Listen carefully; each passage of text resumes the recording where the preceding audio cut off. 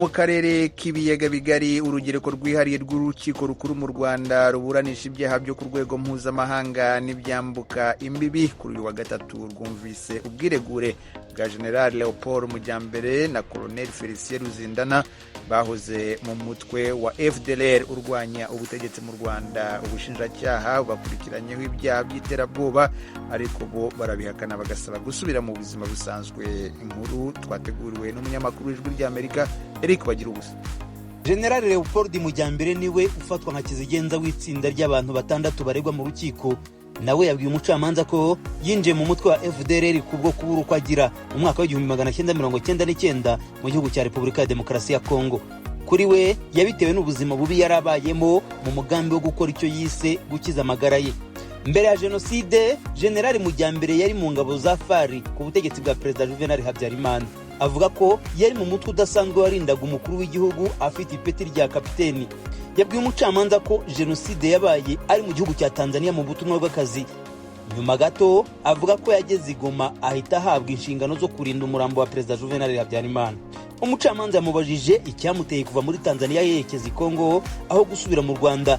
Yasubije ko yari yamenye amakuru ko mu marembo y'urugo rwe hatezwe igisasu cya mine giturikana umuntu wagikandagiye bimutera icyoba.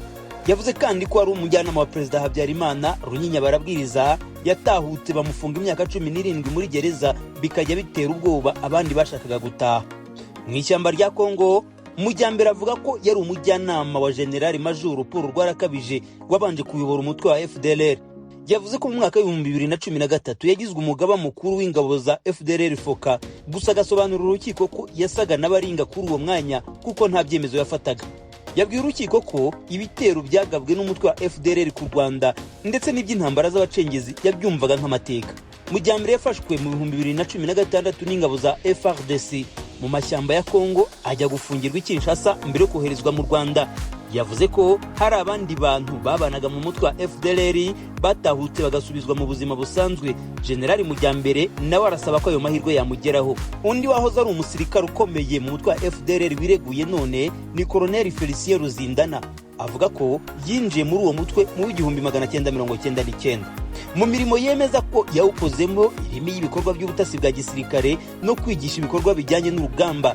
Colonel Ruzindana ahakana ibikorwa byose ubushinjacyaha bumurega, akavuga ko nta ruhare yabigizemo. Yavuze ko kubitera uwo mutwe wagabye ku Rwanda atigeze abigiramo uruhare. Yabwiye urukiko ko byategurwaga adahari.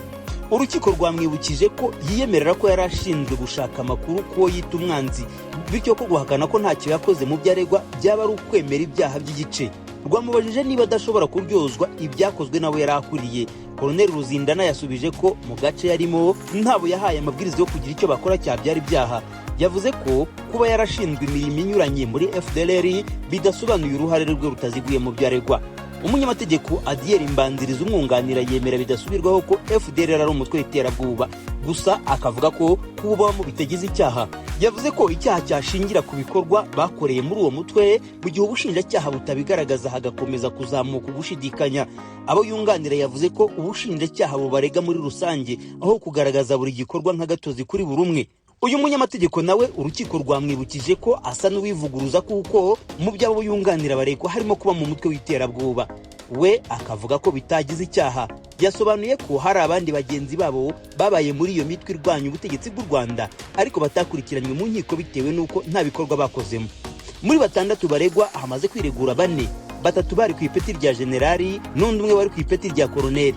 Ubushinjacyaha bo barega kure mu mutwe w'ingabo zitemewe, ubugambanyi bugamije kugira naho ubutegetsi buriho mu Rwanda no kuba mu mutwe w'iterabwoba. Ibyaha barabihakana bagasaba guhabwa amahirwe yo gusubira mu buzima busanzwe nk'uko byagendekeye abandi bahoze ari abarwanyi muri FDLR. Abo barimo General Major Paul Rwarakabije. Urubanza rukazakomeza ku itariki ya 21 z'ukwezi kugiye gutangira. Bagira ubusajwi ry'Amerika, Nyanza mu majyepfo y'u Rwanda.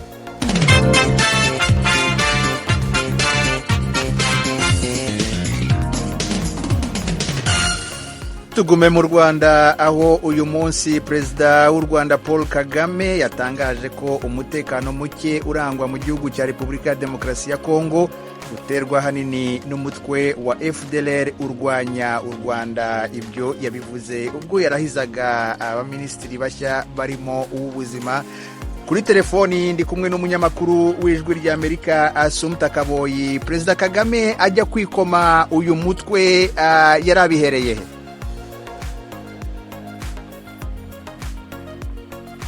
Asumta Kaboyi uranyumva? Asumta Kaboyi uranyumva? Ndakumva neza Edi. Yego, nari nkubajije aya magambo Perezida Kagame ajya kuyavuga yikoma uyu mutwe wa M23 ndetse n'ibindi yibanzeho ahanini kuri Kongo, yarabikuye kuki? Yarabikuye ku birego Kongo ikunze gushinja u Rwanda, ivuga ko umutekano muke uba muri Kongo uturuka ku Rwanda rufasha M23, ndetse no ku birego Kongo ikunze kuvuga ko u Rwanda rujya gusahura amabuye y'agaciro ya Kongo. Aha Perezida Kagame aravuga ati twebwe ntabwo abanyarwanda turi abajura, ntabwo twajya gusahura, dufite umutungo muke ariko tuzi kuwukoresha neza. Nibyo yagarutseho cyane cyane avuga ko u Rwanda rudashobora kujya gukwiba Kongo. U Rwanda n'ibihugu bisanzwe bifasha u Rwanda bikomeye bizi neza ukuntu inkunga u Rwanda ruhabwa ruyikoresha neza, ko rero nta mpamvu yo kuba rubajya gusahura muri Kongo. U Rwanda, Perezida Kagame avuga ko u Rwanda nubwo ari igihugu giciye bugufi gitoya ariko kandi kihagazeho, ko atari insina ngufi icibwaho igitoki. Hanyuma se muri iri jambo twumva ko ryamaze hafi isaha yose avuga ku kibazo cy'umutekano muke mu burasirazuba bwa Kongo, u Rwanda rwakomeje gushinjwa ko rushyigikiye umutwe wa M23. Ibyo birego hari icyo yabivuzeho?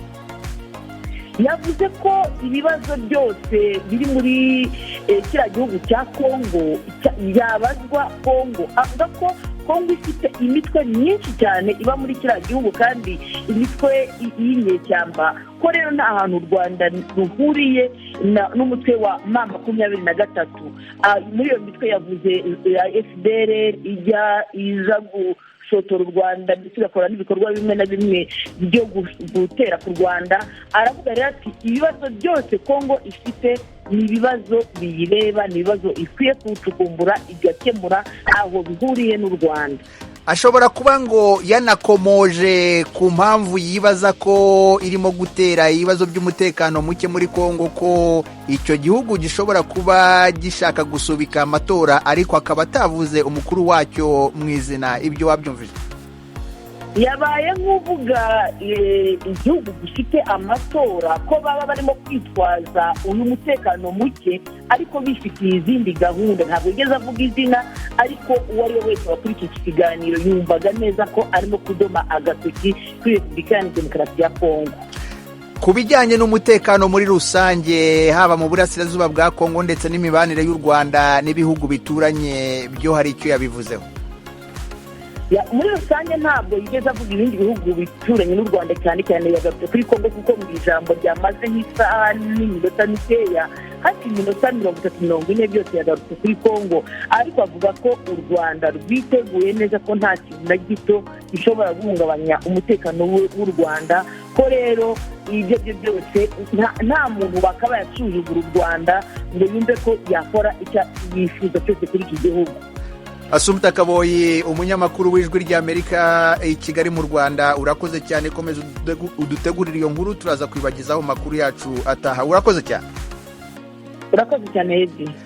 Tugume ku makuru ajyanye n'ibibera muri Repubulika ya Demokarasi ya Kongo. Mu ntara ya Kivu y'Epfo muri Repubulika ya Demokarasi ya Kongo, imihana itandukanye ya Minembwe yagabweho ibitero n'abarwanyi ba Mayimayi. Ni inkuru y'umunyamakuru w'ijwi ry'Amerika Vedaste Ngabo. Ruvuzangoma Senkade, umuyobozi wa sosiyete sivile mu Minembwe, mu itangazo yasuye kuri wa gatatu ari Nairobi mu biganiro by'amahoro, yagaragaje yuko bahangayikishijwe n'uburyo imihana yabo yatewe kandi bari mu biganiro byo gushaka amahoro.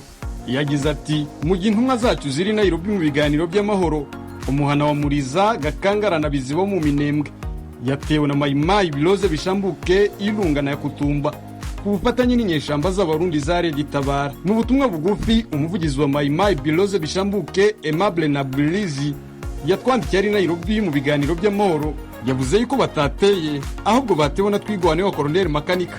Yagize ati, none ku wa gatatu saa 11 za mu gitondo lokalite ya Bigaragara yibasiwe ku nshuro ya 7 n'ibitero by'inyeshyamba za Twigwaneho y'amakanika kandi biloze bishambuka iri mu biganiro by'amahoro. Binyuze ku rubuga rwa Twitter rwa Twigwaneho yemeza yuko Mayimayi biloze bishambuke na Red Tabara bateye imyenda y'abanyamurenge ya Gakangara na Muriza mu gihe intumwa zabo ziri mu nzira zijya i Nairobi mu biganiro by'amahoro. Iyi mihanagabwo y'ibitero n'abo bagwanyi ba Mayimayi bafatikanyije n'inyeshyamba z'abarundi za Red Tabara zari zivuye Rugezi na Byareri ni Gakangara, Muriza, Biziba ndetse no Kuimiko.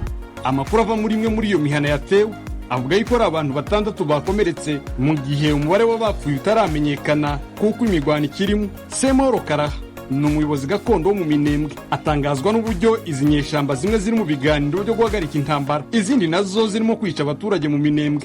Bikurikirana n'abantu bahane wacu bagiye ku kibazo cy'imishikirano bakaba baragiye muri Nairobi barara bashitse n'abandi bakiri mu nzira batarashika.